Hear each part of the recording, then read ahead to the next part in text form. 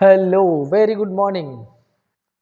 I hope सारे बहुत शानदार हो गए, एग्जैक्टली मेरी तरह। और प्रिपरेशन बहुत ही जोर शोर शानदार तरीके से चल रहा होगा। टाइम बहुत ही कम बचा है, आप सबको पता है। प्रोबेबली कितने दिन बचे हैं? शायद 10 to 15 डेज बचे हैं, और उसको भी काउंट ना ही करो, एकदम क्रक्स टाइम है अभी। बेस्ट प्रिपरेशन, रोज एक सेट शानदार तरीके से जीएस में एकदम बेहतरीन क्विक रिवीजन करने वाला टाइम चल रहा होगा, और आई होप आप कर रहे होगे। बस ध्यान ये रखना है, अभी मौसम बदल रहा है, बारिश गर्मी लगातार है, तबीयत खराब होने के चांसेस है। अपने आप को थोड़ा सेफ रखो, क्योंकि थ्रू आउट जो ईयर का प्रिपरेशन है वो कुछ दिनों में, एक दो दिन में भी थोड़ी सी बहुत तबीयत ख़राब हो जाए और उस पर उसका इम्पैक्ट दिखने लग जाता है, तो उसको मत दिखने दीजिए। थोड़ा कोशिश करिए अच्छे से।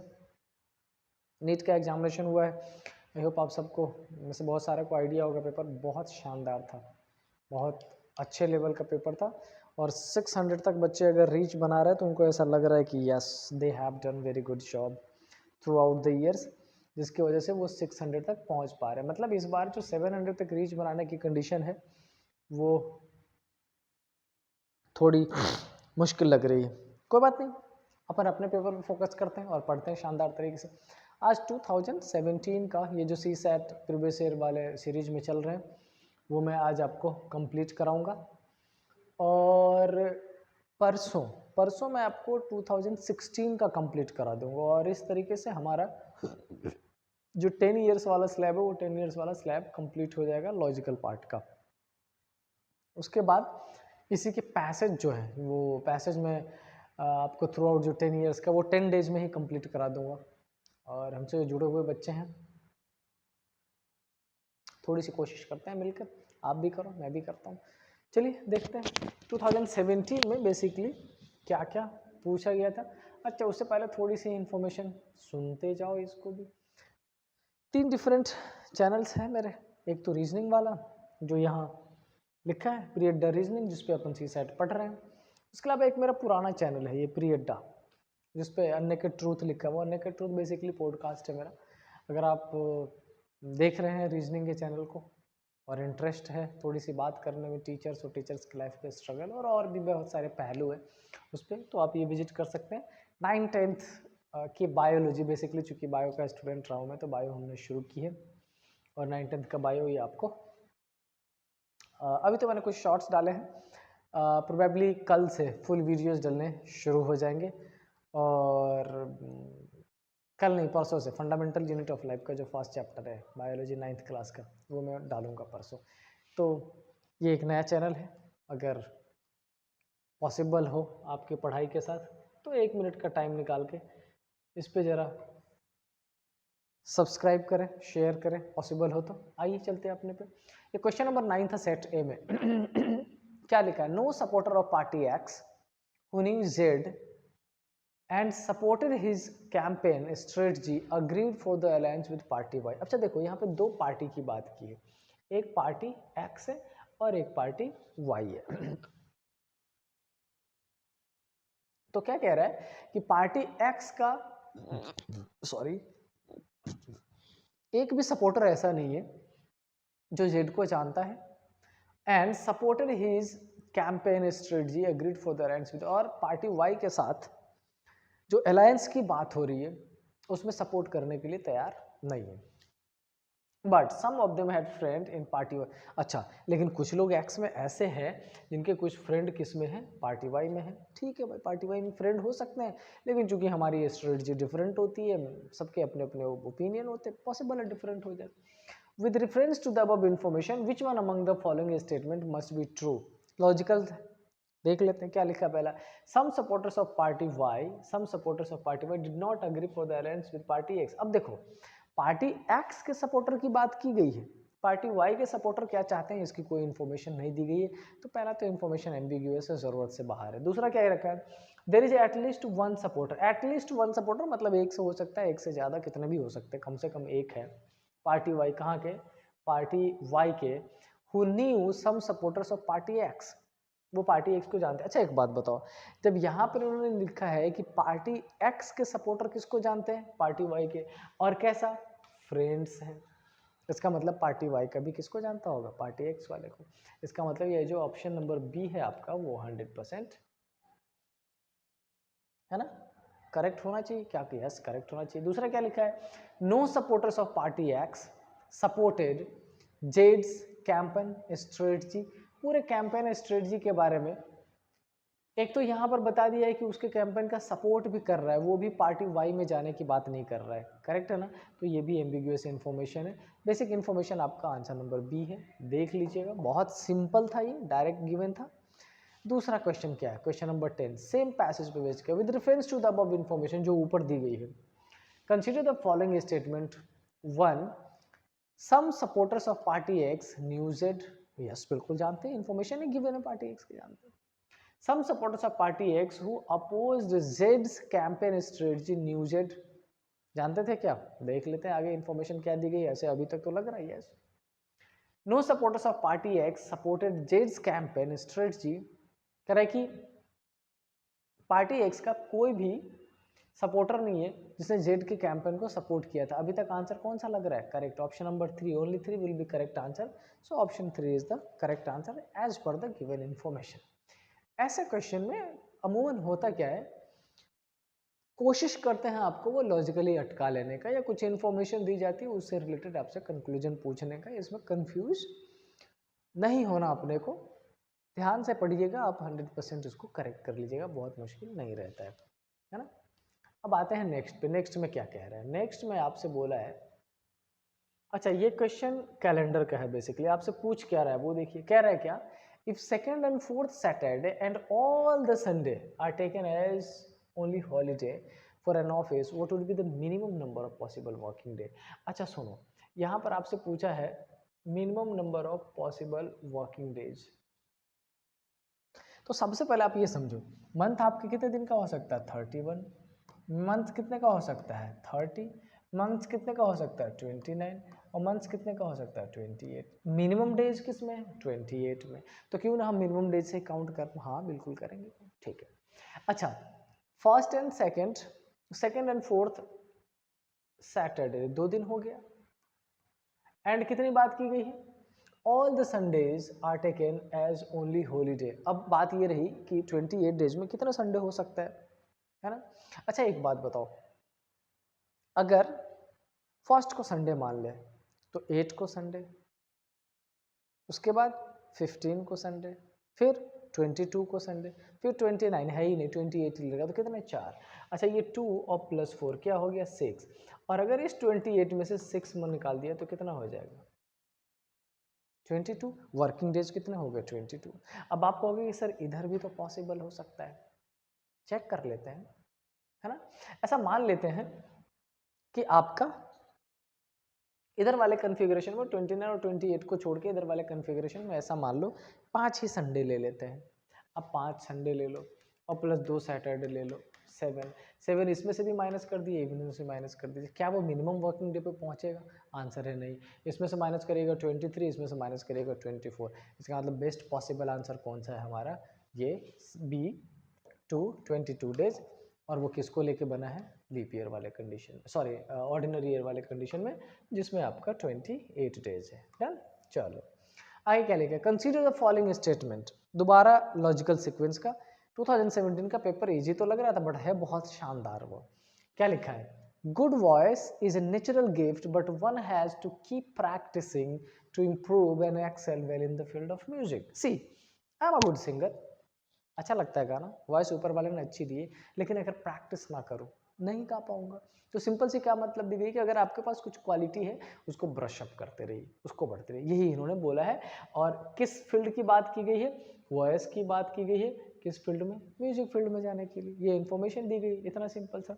अब कुछ कंक्लूजन गिवन है और आपसे सिंपली वे में पूछ लेगा कि भैया तुम ये बता दो इसमें से कौन सा कंक्लूजन करेक्ट है।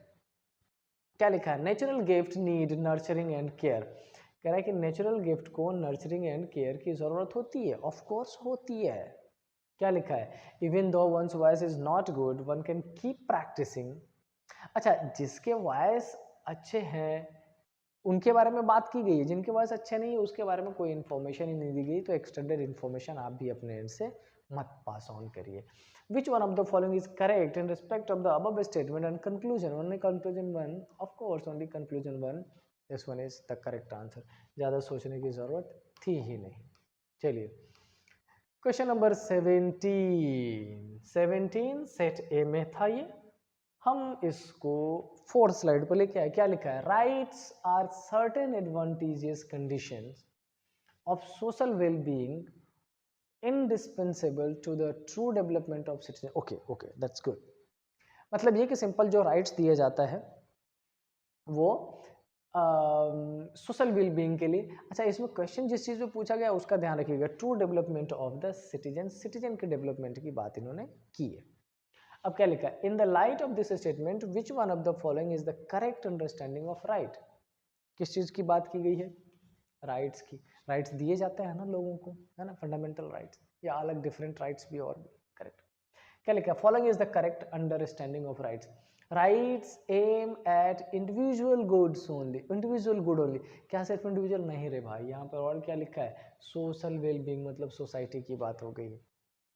Rights aim at social good only, नहीं, सिर्फ सोशल मतलब समाज को ओवरऑल लेके चलते रहे। एक एवरेज बना दिया, 50 लोग है, 50 की कंडीशन एक एवरेज, जिसमें एक 100 और दूसरा 10 पे हो, एवरेज तो निकल जाएगा। करेक्ट हो सकता है? नहीं। Rights aims at both individual and social good, 100% correct. So option C is correct one. I hope चीजें आपकी भी क्लियर हो रही होंगी। देन अब क्या लिखा है? 15 students failed in a class of 52। ठीक है भाई, आपने कहा 52, 15 फेल्ड है तो पास कितने हो गए होंगे? 37 पास्ड हो गए। ठीक है, 37 पास्ड हमने कर दी। अब आगे क्या लिखा है? A merit order list has been prepared in which the position of Ramesh is 22nd from the top. Okay, so out of 7 22nd दी गई है कहाँ से? टॉप से। तो आपसे क्या पूछ रहा है कि भाई उसी की पोजीशन बता दो, कहाँ से? बॉटम से। अच्छा, जब मैंने ऑर्डर रैंकिंग टॉपिक आपको पढ़ाया था, उस ऑर्डर रैंकिंग में मैंने बहुत सिंपल वे में आपको ये बताया था कि अगर आपके पास क्या दिया गया हो? टोटल दिया गया हो। अगर आपके पास एक साइड गिवन हो और दूसरा पूछ रहा हो तो आपको क्या करना है? आप ऐसा करोगे, bottom equal to total minus top और +1। तो आपके पास फेल्ड स्टूडेंट को हटाने के बाद कितने बच गए थे? 33, 37 माइनस 22 +1 क्या हो जाएगा? 15 और +1 कर दोगे क्या हो जाएगा? 16। आंसर क्या हो जाएगा? 16। इतना सिंपल है। Total equal to left plus right minus 1। Left पूछ लेता टोटल माइनस राइट +1, राइट पूछ लेता टोटल माइनस लेफ्ट +1। डन, वही कन्फिग्रेशन था। तो आपका आंसर क्या हो जाएगा? 16th पोजीशन हो जाएगा। डन, ठीक है, आगे चल लेते हैं। क्वेश्चन नंबर नेक्स्ट, सारे सी सेट 2017 ही है। यहाँ पर मुझे इसको हटा देना था क्योंकि 2017 सॉल्व कर रहा है तो ऑफकोर्स उसी का पेपर होगा। A plus B means A is the son of B, A minus B means A is the wife of B, then what does, अच्छा प्लस R का मतलब क्या है? प्लस का मतलब गिवन है सन, कौन सन है? P। तो देखिए ये जो P है ये सन है किसका? R का, तो हमने ये R की पोजीशन पुट कर दी। और क्या लिखा है? माइनस Q, माइनस मीन्स क्या लिखा है? वाइफ, कौन वाइफ है? A इज द वाइफ, मतलब R इज द वाइफ। और ये जो R है ये वाइफ है किसकी? Q की। तो हमने Q को क्या बना दिया? एक हस्बैंड और एक वाइफ। अब क्वेश्चन में क्या पूछा है? What does the expression P plus R minus Q means? Q is the son of P, नहीं भाई, Q पापा है। Q is the wife of, नहीं, Q हस्बैंड है। Q is the father of P, yes 100% correct. So which one is correct? Option C. बहुत simple है, blood relation अपन पढ़ भी रहे हैं और ब्लड रिलेशन के कोडेड सेगमेंट का ये पार्ट है, आपको अच्छे से आता है। क्वेश्चन नंबर 29 क्या लिखा है? पढ़ लेते हैं। क्या लिखा है? In a group of 6 women there are 4 tennis player. कितने वुमेन हैं? 6 वुमेन है, जिसमें कितने टेनिस प्लेयर्स हैं? 4 टेनिस प्लेयर है। चलो, 4 पोस्ट ग्रेजुएट्स, 4 पोस्ट ग्रेजुएट्स है। ओके, पोस्ट ग्रेजुएट क्या? इन सोशियोलॉजी 1 अच्छा 4 सोशियोलॉजी में है and 1 post graduate in commerce, 3 bank employ. अच्छा ये बेसिक डिटेल्स दे दी गई है, मैं अभी से नाम ढूंढ रहा था, नहीं। अब क्या लिखा, Vimala and Kamala are the bank employ. Alright, देखो ये जो विमला है और ये जो कमला है, ये किस में जॉब कर रही है, ये बैंक में, और ये भी कहाँ कर रही है, बैंक में कर रही है। ठीक है, दोनों बैंक में कर रही है। अच्छा अब क्या लिखा है, वाइल अमला एंड कोमला आर अनएम्प्लॉयड। अच्छा ये जो अमला है और कमला नहीं, मेक श्योर ये कोमला है, ये अनएम्प्लॉयड है, तो लिख देते। इन्होंने जो इन्फॉर्मेशन मेरे को दी है मैंने लिख ही दिया है डायरेक्टली, अनएम्प्लॉयड है। ठीक है, Komala and Nirmala are among the tennis player. Alright, ये कोमला तो है ही, यहाँ पर एक और नाम लिख दिया किसका, निर्मला का। ये और ये दोनों क्या प्लेयर है, ये भी टेनिस और ये भी टेनिस।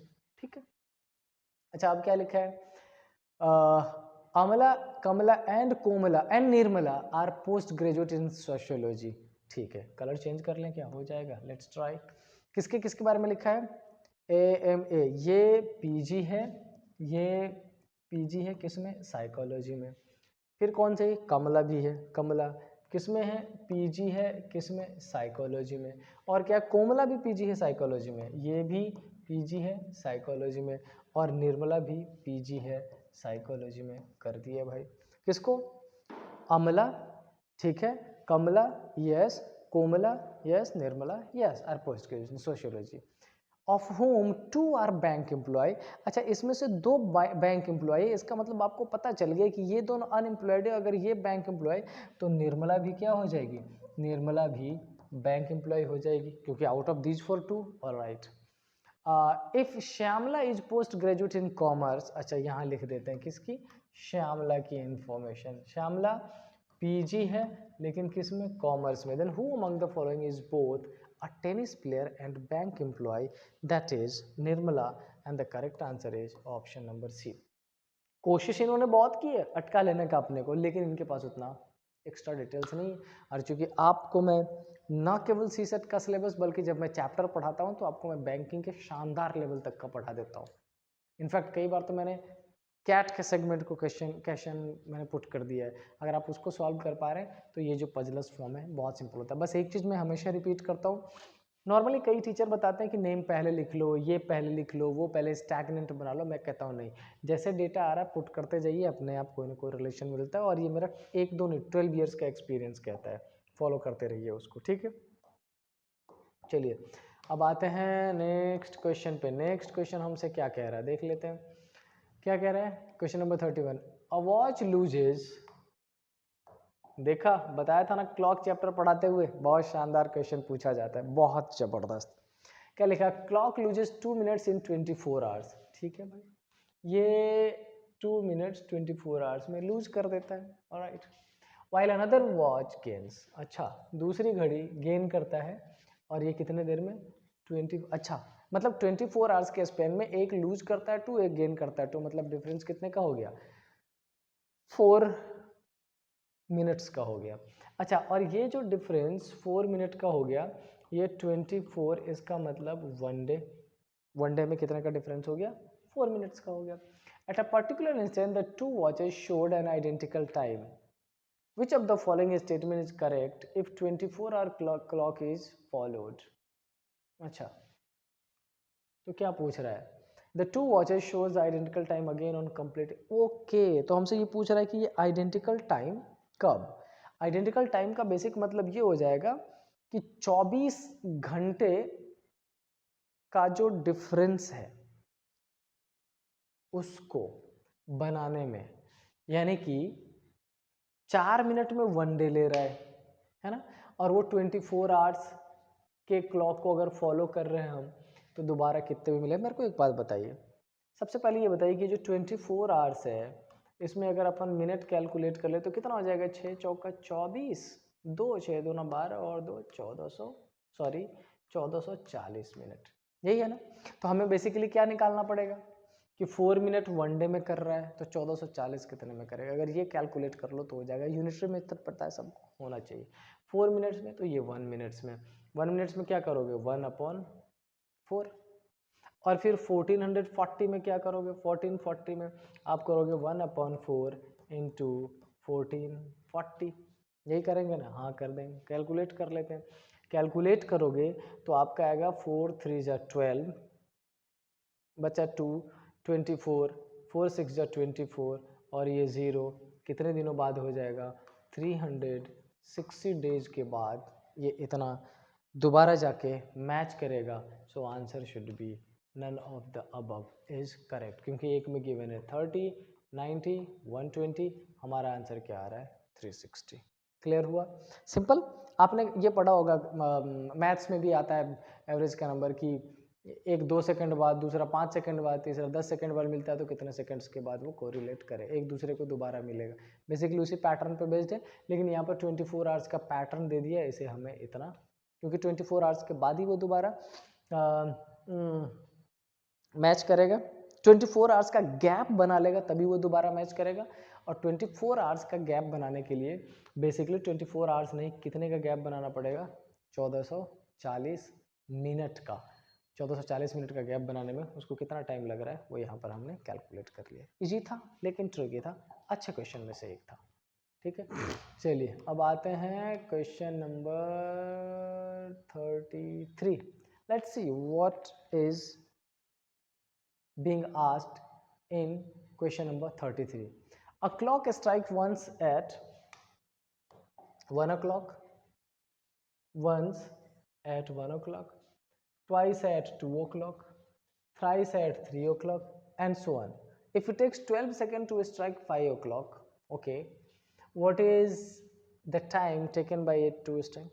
Simple है, 5 o'clock। अच्छा सुनो, एक 1 पे, 2 पे, थ्राइस 3 पे, इस तरीके से बढ़ते हुए जब इट टेक्स 12 सेकेंड्स, कितने सेकेंड्स लेता है, 5 o'clock के लिए 12 सेकेंड्स ले लेता है, टाइम में दे दिया है इसमें। तो क्या टाइम में कुछ चेंजेस आ रहा है, कुछ एवरेज रेशियो कुछ बन रहा है, क्या नहीं बन रहा है, तो कैसे फाइंड कर लेंगे, सिंपल डबल कर लो ना। क्या पूछा है उन्होंने, 10 o'clock, 5 o'clock पे क्या लगेगा 12 सेकेंड, 10 o'clock पे क्या लगेगा 24 सेकेंड, आंसर क्या हो जाएगा ये। बहुत ज़्यादा दिमाग लगाने की ज़रूरत नहीं, कुछ था ही नहीं, सिंपल क्वेश्चन था, डायरेक्टली कैलकुलेट कर लीजिएगा इसको। तो देखते हैं नेक्स्ट क्वेश्चन, क्वेश्चन नंबर 34 क्या कहता है हमसे। क्वेश्चन नंबर 34 कह रहा है, consider the given statement and the two conclusion that follows. Morning walk is good for health. कह रहा है सुबह में टहलना सेहत के लिए अच्छी बात है, that is a suggestion, yes and I do. मुझे लगता है कि प्रीवियस मोर देन 10 ईयर्स से लगातार मॉर्निंग वॉक पे जाता हूँ, हेल्दी होता है नो डाउट। कंक्लूजन में क्या लिखा, all healthy people, no no no, ये ऊपर मेंशन नहीं किया गया है। मॉर्निंग वॉक अच्छा होता है, लेकिन जितने लोग हेल्दी है वो सब मॉर्निंग वॉक पे जाते हैं, ये बिल्कुल जरूरी नहीं। बहुत सारे लोग हैं जो इवनिंग में करते हैं, एक्सरसाइज कर लिया हेल्दी रहने के लिए, अच्छा खाना खा लिया, that is okay, that is something different. तो ये वाला तो नहीं है। Morning walk is essential for maintaining good health. See क्या लिखा है, morning walk is good for health, सेहत के लिए अच्छा है, लेकिन एकदम से एसेंशियल बोल दे कि बिना उसके काम ही नहीं चलने वाला है, ऐसी कोई बात स्टेटमेंट में नहीं की गई है। और अनटिल अनलेस स्टेटमेंट में कोई इंफॉर्मेशन ना गिवन हो, आप उसको करेक्ट ना करें, so the correct option will be neither one nor two. You have to keep in mind whatever the information is given in a statement, you have to think only that, not extra सोचेंगे अपन extra marks कटवा लेंगे अपना, और वो अपने को चाहिए नहीं। आगे क्या लिखा, 6 boys ABCD and F plays game of cards, each has a pack of 10 cards, alright, कितने हैं, 6 हैं, कौन कौन से, A B C D E and F, और सबके पास कितने कितने कार्ड्स हैं, 10। ये लो, इन्होंने बोला 10 तो मैंने सबको दे दिए 10। F borrows 2 cards from A, F के पास 2 कार्ड बढ़ जाता है और A के पास 2 कार्ड घट जाता है, जो बोला वो कर देते हैं। From A and gives away 5 to C, अच्छा यहाँ से 5 माइनस भी कर लेता है और C पे 5 प्लस भी कर लेता है। Who in turn give 3 to B, अच्छा ये C 3 अपने से लेके किसको दे देता है, B को। B while B gives 6 to D, ये लो B ने 6 माइनस कर लिया और D को 6 प्लस करा दिया। D who passes 1 to E और D ने -1 करा लिया और E को +1 करा लिया। इतनी कंडीशन है, डन। ऑलराइट, अब क्या बोला है, then the number of cards possessed by D and E is equal to the number of cards possessed by, okay पहले तो कैलकुलेट कर लो। इसके पास A के पास कितने हैं, 8 है। इसके पास कितने, 10 और 3 13, और 13 में से 6 चला गया, क्या हो गया 7। इसके पास कितने, 10 और 5 15 में से 3 चला गया 12। इसके पास कितने, 16 में से 1 चला गया 15। इसके पास कितने 11 और इसके पास कितने हैं 7। डन। अब इन्होंने क्या बोला है, डी एंड ई के पास जो है, डी एंड ई, डी के पास कितने हैं भाई 15, इसके पास कितने हैं, ये दोनों को मिला दो 26। तो कह रहा है कि और किसको किसको ऐड करने पर 26 हो जाएगा। बहुत सिंपल सा पार्ट है, कैलकुलेट कर लीजिए। क्या ए बी सी, ए के पास 8 और 7 15, नहीं 27 हो जाएगा। क्या बी सी एफ, बी के पास 7 और 12 और 7 हो जाएगा 19 और 7 26। Yes, option number B is very correct. मैंने कई सारे देखा है जगह पर, ये इसको बोलते अज्यूम कर लो, डायरेक्ट कैलकुलेट कर लो, मत करो। आपके पास अगर डेटा है जिसको आप इस तरीके से लिख के 1 मिनट में कर सकते हो, the best way is to write and then answer. उसमें यह है कि कन्फ्यूजन, गलती होने के चांसेस ही खत्म हो जाते हैं। कई सारे लोग कहते नहीं मैं तो दिमाग में कर देता हूँ, बकवास नहीं, सिर्फ काम की बात। अपने को क्या चाहिए, रिजल्ट। भगवान ने क्या दिया है, पेन नहीं हाथ, किस चीज़ के लिए, लिखने के लिए। दिमाग दिया है चलाने के लिए, क्यों, ताकि लिख पाओ। ये नहीं कि नहीं मैं तो ऐसा, ईगो, अपने को ईगो नहीं, अपने को मार्क्स चाहिए होता है। पढ़ाई करिए, लिख के प्रैक्टिस करिए, अच्छा होता है। दिमाग लगाने में कई बार बच्चे गलत करते हैं। फिर से मैं बोलूँगा, ये मेरा आज का नहीं 12 ईयर्स का एक्सपीरियंस। क्या लिखा है, there are 4 horizontal and 4 vertical lines parallel and equidistant to one another on a board. Alright, equidistant मतलब सिंपल सी बात आप ऐसे समझ लीजिए कि अगर ऐसी कंडीशन है, ऐसी कंडीशन है, equidistant one another, what is the maximum number of rectangles and squares that can be formed? कितने रेक्टेंगल, कितने स्क्वायर्स। अच्छा ये बताओ, ये रेक्टेंगल हो गया, लेकिन इसी लाइन का अगर मैं ऐसा बना देता तो क्या हो जाता, स्क्वायर भी हो जाता है ना। तो अपने को कितने लाइंस की जरूरत पड़ रही है, 2 हॉरिजॉन्टल एंड 2 वर्टिकल। और तब अपन क्या बना पा रहे हैं, इधर रेक्टेंगल और स्क्वायर्स। कितने साइड्स वाले, सार। तो अपन ऐसा कर सकते हैं क्या, 4c2 इंटू 4c2, पैटर्न तो यही कहता है। तो ये कितना हो जाएगा, ये आपका हो जाएगा 4 इंटू 3, ये 6, नो सॉरी 3, 4 इंटू 12 और 2, हाँ 6, और ये भी क्या हो जाएगा 6, और 6 और 6 क्या हो जाएगा 36। क्या यही आंसर हो जाएगा, हाँ हो जाएगा। ये लो, हाँ कैसे कैलकुलेट कर लिया, आपका रेक्टेंगल या क्वाड्रिलेटरल दोनों की कंडीशन होती है, कितने यूज करने पड़ेंगे, 4 साइड्स। 4 साइड्स के लिए कितने चाहिए होंगे, 4, है ना। चलो नेक्स्ट आगे देख लेते हैं क्या लिखा है। In a test Randhir obtained order ranking, फिर से आ गया ऑर्डर रैंकिंग। इसलिए मैं कहता हूँ, जब मैं क्लास में जाता हूँ और बच्चे ये कह रहे थे सर वीमेट पढ़ाओ मत, डायरेक्टली टेस्ट लगवा दो, ये लगवा दो, नहीं, बेसिक जानना ज़रूरी है। बेसिक जितने टॉपिक्स रीजनिंग के वो पढ़ना ज़रूरी है, उसी से बेस्ड क्वेश्चन पूछा जाता है। भागो मत, मेहनत कर लो, 1 महीने में चैप्टर खत्म हो जाता है, सब हो जाता है। Randhir obtained more marks than the total marks obtained by Kunal and Devu. अच्छा, ये जो रणधीर है, इस रणधीर के पास किससे ज़्यादा है, कुणाल प्लस जो कौन है बेटा, ये देवू। इन दोनों को ऐड करते रणधीर के पास उससे ज़्यादा है। इन्होंने बोला, हमने मान लिया, क्योंकि हम काट करते ही नहीं, आदत ही नहीं। The total marks obtained by Kunal and Shankar are more than those of Randhir. लेकिन एक बात और कह दिया कि जो रणधीर है ये कम है, किससे कम है, ये कम है, कुणाल तो है ही, लेकिन उसमें किसका मार्क्स ऐड कर दिया जाए, शंकर का। अच्छा, इन दोनों में देखने के बाद एक ही चीज़ लगा, यहाँ पे रणधीर ज़्यादा है कुणाल प्लस देवू से, यहाँ पर रणधीर कम है कुणाल प्लस शंकर से। इसका मतलब ये श्योर है कि ये जो शंकर है ना, ये डिफरेंस बना रहा है, और शंकर के पास देवू से तो ज़्यादा है। आगे क्या लिखा है, Sonal obtain more marks than Shankar. अच्छा, एक ये हमारी आ गई सोनल, और इसके पास किससे ज़्यादा है, शंकर से ज़्यादा है। ओके, मतलब फिलहाल अभी तक सबसे ज़्यादा लग रहा है।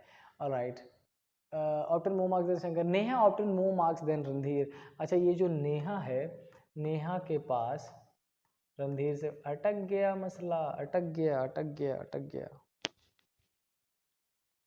मोर marks than Randhir, who among obtain the highest, बता ही नहीं सकते, नहीं बता सकते। रणधीर, सोनल, नेहा या शंकर। आंसर डेटा इनएडिक्वेट, नहीं बता सकते, है ना। तो अपने को बताने की ज़बरदस्ती ज़रूरत भी नहीं है। जल्दी से चल लेते हैं नेक्स्ट क्वेश्चन की तरफ। Question number 50, examine the following statement. क्या कह रहा है स्टेटमेंट में? All colours are pleasant, some colors are pleasant, no color is pleasant and some colors are not pleasant. Okay, given the statement 4 is true. Okay, अच्छा सुनो, सिलॉक्स का बहुत शानदार पैटर्न का क्वेश्चन लिख दिया है, 4 को 100% ट्रू। तो आप क्या बोलोगे? ये बना दिया आपने कलर और ये आपने बना दिया किसका? प्लीजेंट का, और इसमें से कुछ का रिलेशन कैसा बना दो? नेगेटिव। देख लीजिए, वैसे आप डायरेक्टली सॉल्व कर सकते थे लेकिन ये ईजी है। ऑल कलर्स आर प्लीजेंट, क्या सारे कलर को प्लीजेंट मिले सकते हैं? नहीं रे भाई, क्यों? क्योंकि कह रहा है 4 को 100% करेक्ट मानो। 4 को 100% करेक्ट मान लिया तो कलर का कुछ पार्ट कैसे कनेक्ट हो गया? नेगेटिव, कैसे 100% करेक्ट कर सकते हैं? नहीं ना। तो क्वेश्चन में क्या पूछा? Given that statement conclude, given that statement 4 is true, what can be, अच्छा what can be definitely conclude. तो पहला तो 100% गलत हो गया, नहीं हो सकता। Some colors are pleasant, कह रहा some colors are pleasant, बता नहीं सकते। No color is pleasant, कह रहा no color, ये अपन ये नहीं बता सकते। तो कौन सा ट्रू लग रहा है आपको? 1 is false। आंसर कौन सा हो जाएगा? ये false। क्यों? क्योंकि ये हमने 100% गलत कर दिया। इसको आप क्या करोगे? C and D. इसको भी क्या करोगे? सी एन डी, क्योंकि नो कलर इज प्लेन अपन श्योरिटी ले नहीं सकते। हमारे पास थोड़ी की इन्फॉर्मेशन दी गई है, हम थोड़े की बताते हैं। सम कलर आर प्लीजेंट, हमारे पास भैया नेगेटिव इन्फॉर्मेशन दी, नेगेटिव बताते हैं, पॉजिटिव अपने को नहीं पता। क्या बताता हूँ मैं? If two variables are apart from each other और not overlapping properly, then means we do not have proper information about. और अगर हमारे पास प्रॉपर नहीं है तो अपने इनसे प्रॉपर देना भी नहीं है। डन, चलो तो हमने कर दिया डी को करेक्ट, मतलब 100% गलत था। Consider the following relation among members of a family, blood relation का क्वेश्चन अच्छा ही होगा। 6 persons है, the number of males equal that number of females, यानी कि 3 है। A and E are sons of F. Alright, सुनो, आपसे बोला कि देख बेटा, ये ए एंड ई दोनों सन है किसका? एफ का। एफ मदर है कि फादर? नहीं पता। ए एंड ई पे इस वो स्क्वायर लगा दिया, मतलब मेल बना दिया। और ये जो है सिबलिंग्स, और फीमेल के लिए क्या यूज करते हैं? सर्कल। ठीक है, A and E are sons of F. D is the mother of 2, 1 boy and 1 girl. बोलो, अच्छा ये जो डी है ना, ये मदर है, लेकिन उसमें मेक श्योर कि एक लड़का होनी चाहिए, एक लड़की। तो ये फाइनली ये कह दिया है बेटा, इस डी की एफ से शादी नहीं करा सकते, क्योंकि यहाँ पर तो दोनों लड़का हो जाएगा। डन, ठीक है। अब क्या लिखा है? B is the son of A, इस ए का भी सन है एक, कौन? बी। ये लो, इन्होंने जो बोला वही बना देने का, अपना दिमाग नहीं लगाते। ठीक है, B is the son of A. There is only 1 married couple in the family at present. इसका मतलब इसकी शादी किससे करानी पड़ेगी? डी से, और एक सन हो गया तो इसकी एक सिस्टर भी आ जाएगी, and that sister will be A B C. अब बोलोगे सर ए से ही क्यों करा दी? क्योंकि बेटा अगर डी की शादी में एफ से कराता, गड़बड़ हो जाता रे। समझो कैसे गड़बड़ हो जाता? उसके पास एक बेटा और एक बेटी है, और एफ के पास कितने बेटे थे? 2 बेटे थे, गड़बड़। ई से करा देती शादी, तब भी लफड़ा, क्योंकि ई के नीचे अगर 2 रख देते तो 1 2 3 4 और 5 तो होता ही होता। 1 2 3 4 5, 3 और बढ़ जाते, 7 हो जाता। अपने को चाहिए कितना? 6। चलो क्या लिखा है? Which one of the following inference can be drawn of the A, B and C all are female है? A, B नहीं। A is the husband of D, yes, the second one is correct, A is the husband of D, correct ये कर लेते correct. बहुत simple था, अटक जाते हैं बच्चे फिर भी बहुत सारे। 58 क्या कह रहा है? The outer surface the outer surface of 4x4x4 cube is painted completely in red. चलो चारों तरफ से रेड कर दिया. It is sliced parallel to the face to yield 64 बना दिया. अच्छा 64 बोले तो कितने का क्यूब? 4 का क्यूब. तो x इक्वल टू क्या हो गया? 4 हो गया. How many small cubes do not have painted faces? Do not have painted faces. मैंने जब बेसिक पढ़ाया था तो आपको बताया था, जब ये पूछता हो तो हमसे क्या पूछा जाता है? हमसे पूछा जाता है इनर क्यूब. इनर क्यूब का क्या मतलब होता है? इनर क्यूब मैंने बताया था x माइनस 2 का होल क्यूब. x हमने क्या निकाल लिया? 4 माइनस 2 का होल क्यूब. इसका मतलब 2 का क्यूब. इसका मतलब क्या हो जाएगा? 8. और आंसर क्या हो जाएगा? ऑप्शन नंबर ए. यही पूछ रहे थे आपसे कितने ऐसे क्यूब है जिसका एक कलर है. क्या निकालते हैं? Central cube. 6 into x minus 2 का होल स्क्वायर. क्या पूछता है? दो साइड कलर है. क्या निकालते हैं? Middle cube. 12 into x minus 2. क्या पूछ लेता? तीनों साइड से कलर है. निकालते कॉर्नर. कितने? 8. कुछ करने की जरूरत नहीं, इतना सिंपल है. पढ़ा रखा है टॉपिक. बाकी नेक्स्ट जो वीडियोज है वो डले पड़े हैं, ज़रूरत हो वहाँ से जाके देख लीजिएगा. डन. अब आते हैं नेक्स्ट पे. नेक्स्ट में क्या लिखा? Consider the following ABCDEFG and H are standing in row facing north. अच्छा इस बार कहाँ फेस कर रहे हैं? नॉर्थ. मेक श्योर जब अपन नॉर्थ फेस करेंगे मतलब ये कंडीशन होगी तो नॉर्थ में ये राइट होता है और ये क्या हो जाता है? Left. Alright. F is to the immediate right of G and neighbour of E. अच्छा ये एंड किसके लिए यूज किया है? क्वेश्चन में ध्यान रखिएगा, अगर एंड और बट यूज किया जाता हो तो पहले पर्सन को रिप्रेजेंट करता है. अगर यहां पे लिखा होता है F is to the immediate right of G who, तो किसके लिए रिप्रेजेंट करता? G के लिए. मतलब एंड बट फर्स्ट पर्सन और WH वर्ड सेकंड पर्सन. तो क्या लिखा है? F is to the immediate right of G. हमने G की पोजीशन ले ली और F को उसके इमीडिएट राइट बना दिया. लेकिन क्या लिखा है? वो नेबर है किसका? E का. तो ये लो भैया E का भी नेबर बना दिया है. डन. डन. क्या लिखा है? G is not at the extreme and. G extreme and पे नहीं है, मतलब एटलीस्ट एक तो बिठाना ही पड़ेगा. ऑल्दो हमारे पास कितने पर्सन? ABCDEFGH 8 पर्सन है, लेकिन अभी तक कितनी इंफॉर्मेशन दे दी गई. ठीक है. G is not an. A is 6th to the left of E. E के लेफ्ट में 6th. इसका तो 1 2 3 4 5 ये 6 कितना हो गया? A की पोजीशन. ठीक है. H is 6th to the right of C. H C के राइट में 6th है. अब सुनो, C के राइट मतलब 1 2 3 4 5 ये पोजीशन H की, ये हमें इसमें पुट करना है. कहाँ पुट कर पाओगे? देख के आंसर पता चल रहा है मेरे को, लेकिन आपका जानना जरूरी है. क्या लिखा है?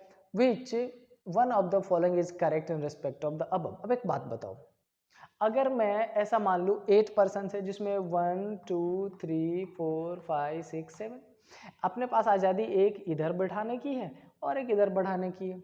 अगर एक इधर बढ़ा ली C तो 5 छोड़ के H, 1 2 3 4 5 H नहीं है पॉसिबल. लेकिन अगर यहाँ बढ़ा ली C तो 1 2 3 4 5 और ये पोजीशन किसकी हो जाएगी? H की. कितने पर्सन हो गए? 1 2 3 4 5 6 7 8. क्या करेक्ट है? हाँ करेक्ट है. क्यों? क्योंकि 8 ही चाहिए था सर, एक्स्ट्रा लेने की जरूरत नहीं. अब क्या पूछा? C is to the immediate left of A. C A के इमीडिएट लेफ्ट में नहीं, इमीडिएट राइट में है. D is immediate neighbour of B and F. D immediate neighbour है किसका? B एंड F का. हो ही नहीं सकता, F किसी और का नेबर है. G is to the immediate right of D. क्या G इमीडिएट राइट है D के? पॉसिबल है यहाँ पर D को पुट करना, लेकिन 100% श्योरिटी अभी नहीं है. क्यों? क्योंकि D और एक और कौन सा बच गया? B. D और B की इंफॉर्मेशन अभी इस दोनों में से कहीं पुट कर सकते हैं. A and E are at the extreme end. नहीं ये भी गलत है. क्या क्या छोड़ दिया मैंने? कुछ डेटा छोड़ दिया क्या?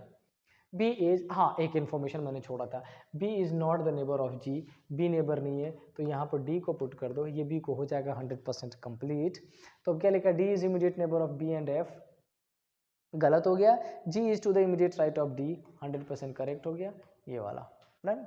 बहुत सिंपल था सिटिंग अरेंजमेंट, और आपके लिए इजी है. मैं आपको बैंकिंग का पढ़ा चुका हूँ, टफेस्ट पार्ट पढ़ा चुका हूँ, तो ये तो आप देख के ही सॉल्व कर लोगे आसानी से. क्या लिखा है? लिखा है इसमें in a certain code 256 means red colour chalk. 5 बहुत सिंपल सा है कोडिंग डिकोडिंग का. तो आपसे क्या पूछा है? The digit in the code that indicates white. अच्छा वाइट का मैंने आपसे क्या बताया था? सिमिलर पोजीशन के हिसाब से ढूंढ लीजिएगा, इजी हो जाता है. अच्छा देखो 256 मतलब है रेड कलर चॉक, 589 मतलब है ग्रीन कलर फ्लावर एंड 254 मतलब है वाइट कलर चौक है। हाँ ठीक है ना, वाइट कलर चौक। अच्छा एक बात बताओ, कलर चौक, कलर चौक किस में कॉमन है? फर्स्ट में और थर्ड में कोई दो कॉमन होगा, 2525। डन। किसका पूछा है? वाइट का। क्या बच गया इसमें सर? वाइट ही तो बच गया। नंबर कौन सा बच गया सर? 4 ही तो बच गया। आंसर कौन सा हो जाएगा सर? 4 ही तो हो जाएगा। हो जाएगा तो कर देते हैं। लेट्स गो आगे। नेक्स्ट। ओह क्या लिखा है? थोड़ा सा बड़ा लग रहा है, हेल्दी क्वेश्चन है ये, टाइम बिताना पड़ेगा इसके साथ। लिखा है ABCDEFG lectures from different cities. Okay, मतलब अपने पास कितने पर्सन है? 3, 3, 6 और 7 पर्सन है, मतलब 7 different cities who participate in conference, each of them is specialise. अच्छा तो मतलब सिंपल समझो, आपके पास क्या है? एक तो पर्सन है, उसके बाद क्या है? सिटीज है, उसके बाद क्या है? सब्जेक्ट है। ठीक है, और इस पजल को सॉल्व कर लेना है। अभी किए देते हैं, ये लो अभी अरेंज कर देते हैं जल्दी से जल्दी, ज़्यादा टाइम नहीं लगाते हुए।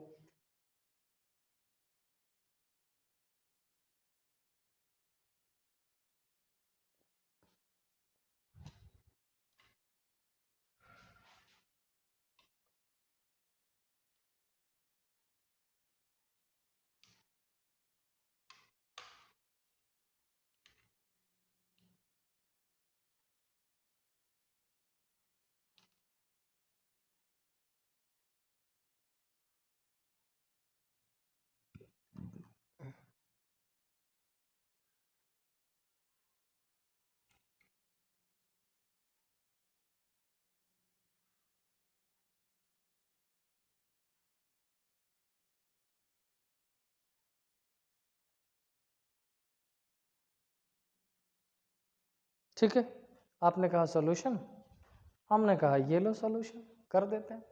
अच्छा फर्स्ट लाइन में अब क्या लिखा है? Lecturer from Kanpur is specialised in geography. ठीक है, एक पर्सन है, सिटी कौन सा? कानपुर, सब्जेक्ट कौन सा? जियोग्राफी। देखना कैसे सॉल्व करता हूँ, और इसी पैटर्न से कैट वाले बैच में, बैंकिंग वाले बैच में सॉल्व कराता हूँ मैं, है ना। Okay, lecturer D is from Shillong. एक ये डी है और ये कहाँ से है? शिलोंग से है ना। उसके बाद क्या लिखा? Lecturer C from Delhi is specialise in sociology. C कहाँ से है? दिल्ली से है, और किस चीज़ में है? सोशियो। इसका सब्जेक्ट नहीं पता, इसका पर्सन नहीं पता। अच्छा अब आगे क्या लिखा है? Lecturer B is specialised in neither history nor mathematics. अब सुनो, हमारे पास एक इन्फॉर्मेशन है बी के बारे में, कहाँ से है नहीं पता, सब्जेक्ट नहीं पता, इतना पता है कि हिस्ट्री और मैथमेटिक्स में तो नहीं जाएगा, तो सब्जेक्ट एक ऑप्शन है, आ सकता है। Let's check it out. आगे क्या लिखा? Lecture A who is specialise in economics does not belong to Hyderabad. अच्छा ए जो है किस सिटी से ये तो नहीं पता, लेकिन सब्जेक्ट उसका इकोनॉमिक्स है, ये इन्फॉर्मेशन दे दी। क्या ए ऊपर पुट कर सकते हैं? नहीं, क्यों? क्योंकि ज्योग्राफी गिवन है। आगे क्या लिखा है? A whose does not belong to Hyderabad.